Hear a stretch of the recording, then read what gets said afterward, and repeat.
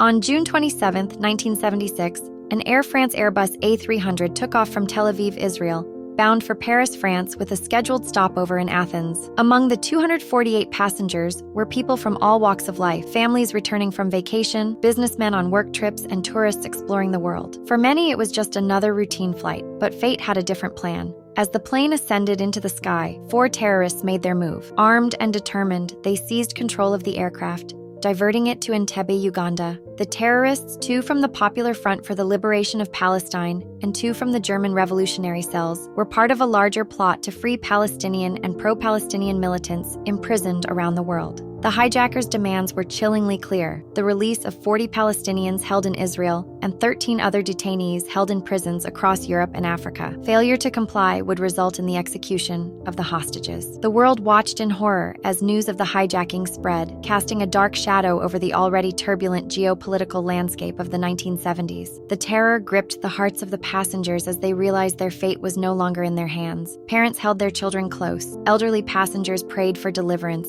and everyone on board grappled with the stark reality of their situation. Among the hostages were individuals like Dora Bloch, a 75-year-old grandmother, and Jean-Jacques Mimouni, a young French-Israeli who had recently graduated from high school. Their stories, along with those of countless others, would soon become intertwined with one of the most daring rescue missions in modern history. The plane landed in Entebbe, where the hijackers were met with unexpected support from Ugandan dictator Idi Amin. Amin, known for his brutal regime and erratic behavior, welcomed the terrorists and provided them with logistical support, further complicating the already dire situation. The hostages were taken to the old terminal of Entebbe Airport, where they were guarded by both the terrorists and Ugandan soldiers. The conditions were harsh, the tension palpable. Fear permeated the air as the hijackers separated Israeli and Jewish passengers from the others, a cruel reminder of their political motives and the grim reality faced by the hostages. Back in Israel, the government faced an excruciating dilemma. Prime Minister Yitzhak Rabin and Defense Minister Shimon Peres, along with the rest of the Israeli cabinet, were under immense pressure to act. The policy of not negotiating with terrorists was deeply ingrained in Israeli strategy, but the lives of their citizens hung in the balance. The decision to launch a rescue mission,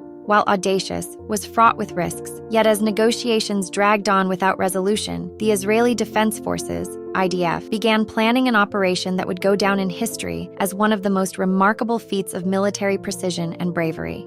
The plan, known as Operation Thunderbolt, was meticulously crafted over a span of just a few days. Intelligence was gathered from various sources, including a detailed layout of the Entebbe airport provided by an Israeli construction firm that had built the terminal. The rescue team was comprised of the elite Sayeret Matkal unit, known for their exceptional training and combat skills. Leading the mission was Yonatan Netanyahu, a charismatic and courageous officer who would later become a national hero. On July 3, 1976, 4 Hercules C-130 transport planes took off from Sharm el-Sheikh, flying low over the Red Sea to avoid radar detection. The commandos on board were filled with a mix of fear and determination, fully aware of the stakes.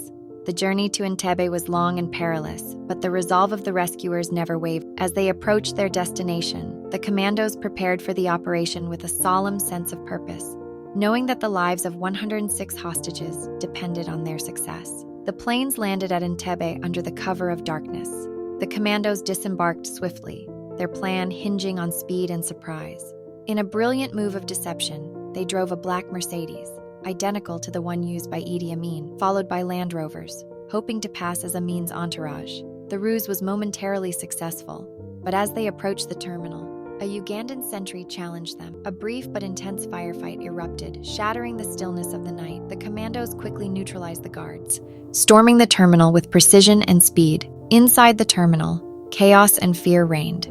The commandos shouted in Hebrew and English, instructing the hostages to stay down while they engaged the terrorists. The scene was a harrowing blend of terror and hope as the commandos methodically cleared the area, killing all the hijackers and any Ugandan soldiers who resisted. The hostages, paralyzed with fear, clung to each other, unsure if they would make it out alive. Among the rescuers was Lieutenant Colonel Yonatan Netanyahu, whose leadership and bravery were pivotal in the mission. Tragically, Netanyahu was fatally wounded during the operation, his sacrifice adding a poignant note to the story. He was the only Israeli commando to die during the mission, a hero in every sense of the word. The mission, completed in just 90 minutes, was a resounding success. Of the 106 hostages, 102 were rescued, Tragically, 3 hostages lost their lives during the operation, a somber reminder of the cost of such bravery. As the rescued hostages were flown back to Israel, the world reacted with awe and admiration. Operation Entebbe was hailed as a remarkable feat of military precision and courage, showcasing the lengths to which a nation would go to protect its citizens. For the survivors and the families of those lost, the memory of Entebbe remains a poignant reminder of the resilience of the human spirit. The daring rescue not only saved lives, but also sent a powerful message against terrorism, marking a significant chapter in the ongoing struggle for peace and security. The emotional scars and heroic stories of that night continue to resonate, a testament to the bravery and determination of those who dared to dream of freedom amidst the darkness.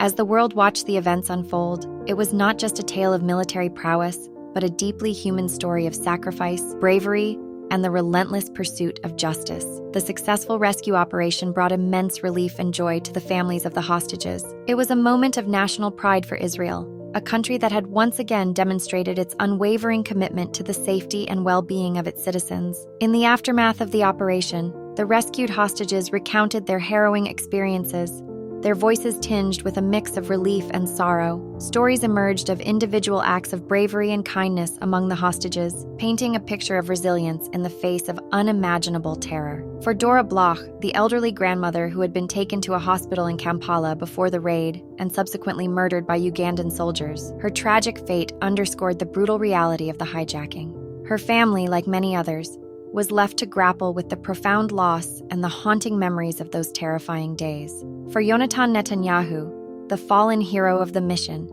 his legacy was immortalized in the hearts of his compatriots. His leadership and sacrifice became an enduring inspiration for future generations. His younger brother, Benjamin Netanyahu, who would later serve as Israel's prime minister, often spoke of Yonatan's bravery and the profound impact his loss had on their family.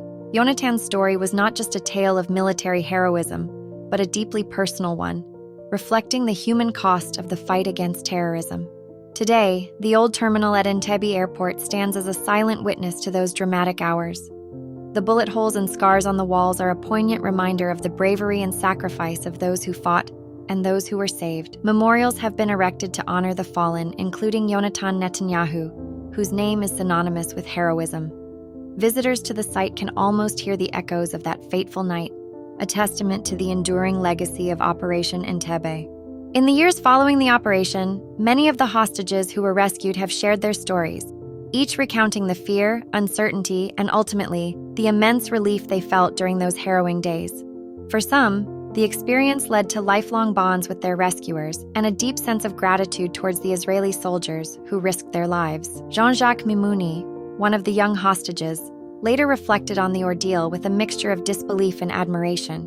He recounted how the commandos burst into the terminal, their presence like a ray of hope in the darkest moment of his life. "I remember the sound of gunfire, the shouts in Hebrew, and then the sight of the Israeli soldiers. It was like seeing angels," he said in an interview years later. For him and many others, the rescue was not just a military operation, but a profound moment of salvation. The bravery of the commandos, many of whom had families of their own, was driven by a deep sense of duty and a commitment to their nation. For them, the mission was personal. They saw in the faces of the hostages their own loved ones, and knew that failure was not an option. The camaraderie and unity among the soldiers were palpable, their collective resolve fueling the success of the mission. The Entebbe raid also highlighted the importance of international cooperation. The Israeli government worked closely with Kenyan officials, who provided crucial support by allowing the rescue planes to refuel in Nairobi on their way back from Entebbe. This collaboration underscored the global nature of the fight against terrorism and the need for nations to stand together in the face of such threats. Today, the lessons of Entebbe are more relevant than ever. In a world still grappling with the threat of terrorism, the principles demonstrated during the rescue operation serve as a guide for dealing with modern challenges. The importance of readiness, the value of intelligence, and the necessity of international cooperation are all underscored by the events of that fateful night in 1976. As we remember the events of that night, let us honor the bravery of those who risked their lives and the resilience of those who endured unimaginable terror. The Entebbe operation is a reminder that even in the darkest of times, there is hope, there is courage, and there is the possibility of triumph against all odds. The story of Entebbe will continue to inspire generations to come, a beacon of light in the annals of history.